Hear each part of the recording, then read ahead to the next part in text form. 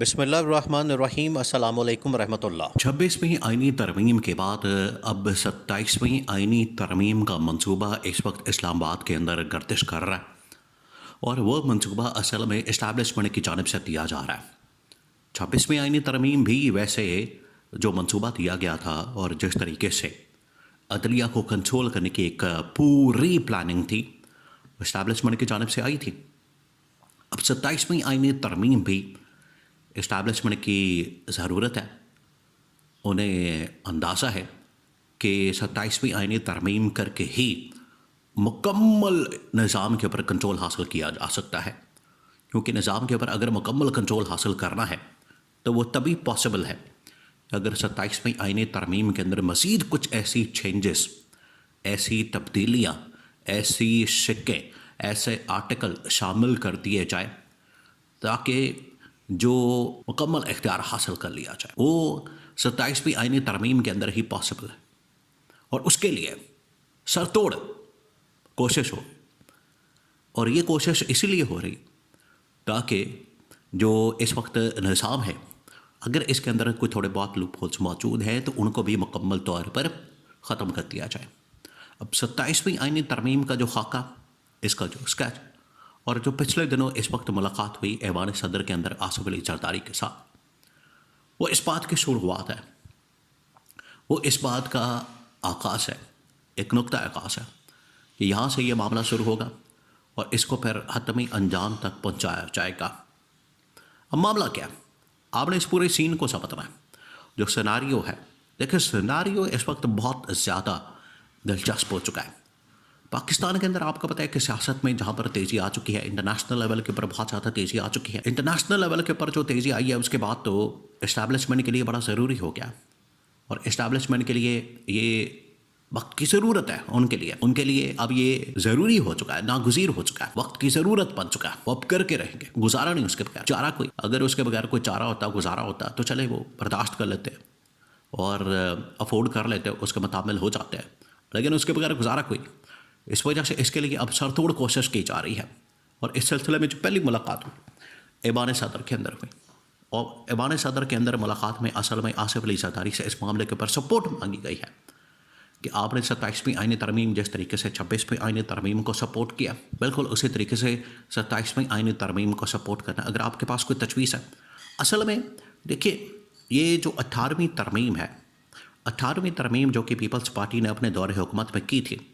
18ویں ترمیم ہی اس وقت گلے کا کانٹا بنی ہوئی ہے، اور وہ اسٹیبلشمنٹ کو چپتی، اسٹیبلشمنٹ کو پریشان کرتی، اسٹیبلشمنٹ اس کو ختم کرنا چاہتی۔ اسی وجہ سے یہ جو خفیہ ملاقات ہوئی، یہ جو ملاقات کا ایک خفیہ ایجنڈا ہے، وہ اس وقت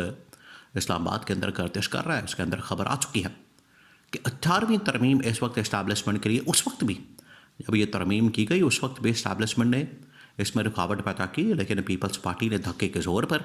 دھونس و دھاندلی کے ساتھ اس کو منظور کر لیا، پاس کر لیا گیا۔ آج لیکن 18ویں ترمیم جو ہے، اس کو ریورس کرنا اور رول بیک کرنا یہ بڑا ضروری ہے، اور اسٹیبلشمنٹ سمجھتی ہے کہ اگر ہم نے اس کو رول بیک نہ کیا، اس کو ختم نہ کیا، اس کو ہم نے وائنڈ اپ نہ کیا، تو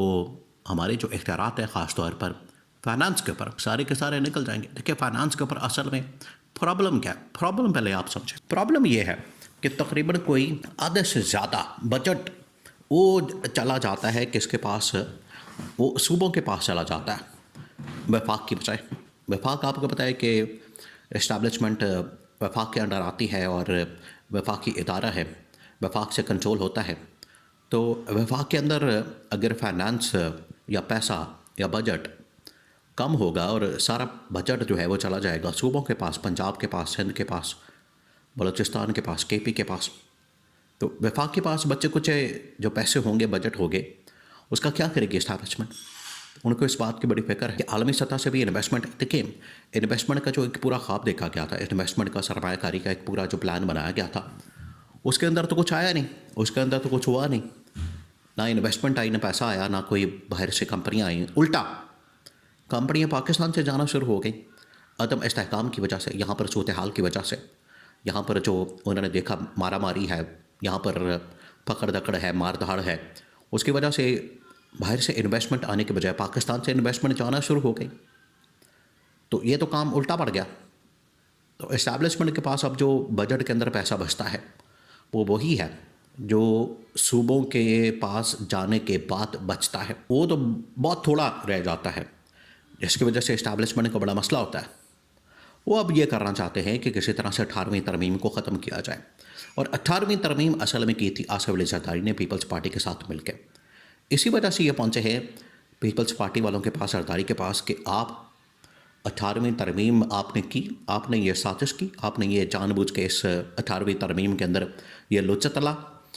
آج ہمارے گھاٹے فٹ ہو چکا ہے، آج ہمارے گلے پڑ گیا ہے، اس کو ہم نے ریورس کرنا ہے، رول بیک کرنا ہے۔ آپ نے اس کے اوپر کوئی شور شرابہ نہیں کرنا، بلکہ آرام سے آ کے بچوں کی طرح، پیارے بچوں کی طرح، اچھے بچوں کی طرح آپ نے آ کے اوپر دستخط کرنے، مور لگانی، ووٹ کرنا اور اس کو سپورٹ کرنا۔ اگر آپ نے بیچ میں کوئی لچ تلا، اگر آپ نے بیچ میں کوئی پنگے بازی کی، کوئی سازش کی، کوئی شرارت کی، تو اس کا پھر خمیازہ آپ کو بھگتنا پڑے گا، اور اس سے بھی ہاتھ تو بیٹھے گے۔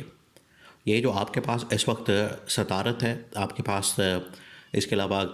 سینٹ کی چیئرمین شپ ہے، بلوچستان کی گورنمنٹ ہے، سندھ کی گورنمنٹ ہے، یہ جو آپ کے پاس اتنی حکومت اقتدار اور اختیارات ہے، یہ سارا کا سارا فارغ ہو جائے گا۔ اس لیے آپ نے کوئی چون چاں نہیں کرنی، آپ نے کوئی اس حوالے سے کوئی سازش نہیں کرنی، کوئی چال نہیں چلنی، کوئی کارڈ نہیں کھیلنا، کوئی آپ نے اس حوالے سے معاملات جو ہے بڑے آرام سے سمودھ انداز میں ہمارے ساتھ چلنا ہے۔ اگر آپ کی کوئی ڈیمانڈ ہے، فرمائش ہے، شرط ہے، کنڈیشن ہے، وہ ہمیں بتائیں، اس کے پر کام ہو سکتا ہے، بات ہو سکتی ہے۔ لیکن اگر آپ کریں گے ہمارے ساتھ دو نمبری یا چال بازی یا منافقت یا کوئی دو نمبری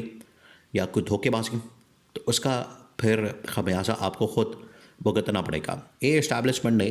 پیپلز پارٹی کو بتا دی، اور اس ملاقات کے اندر جو آصف علی زرداری کے ساتھ ہوئی ہے، اس کے اندر یہی کنوے کیا گیا ان کو کہ آپ اپنے اقتدار، اپنی گورنمنٹ، اپنی وزارت اور اپنی صدارت کو بچائیں۔ اگر آپ نے یہ بچانی ہے تو پھر ہمارے ساتھ اس پر آئیں، ووٹ دیں، آن بورڈ آئیں۔ اگر آپ یہ نہیں بھی کرتے تو پھر بھی ہم نے دونوں صورتوں میں ہم نے پاس تو کروا لینی 27ویں آنی ترمیم۔ آپ آ جائیں گے تو ٹھیک ہے، سو بسم اللہ، نہیں آئیں گے تو پھر آپ اس سے بھی ہاتھ تو بیٹھیں گے، اور اسی کے اندر سے ہی راستہ نکالا جائے گا فیلڈ مارشل کے صدر بننے کا۔ کیونکہ اب جس طریقے سے انٹرنیشنل لیول کے اوپر فیلڈ مارشل کی ساری ملاقاتیں، انٹریکشن، سیشن، وہ تمام چیزیں ہو رہی ہیں، فیلڈ مارشل کو اندازہ ہو گیا ہے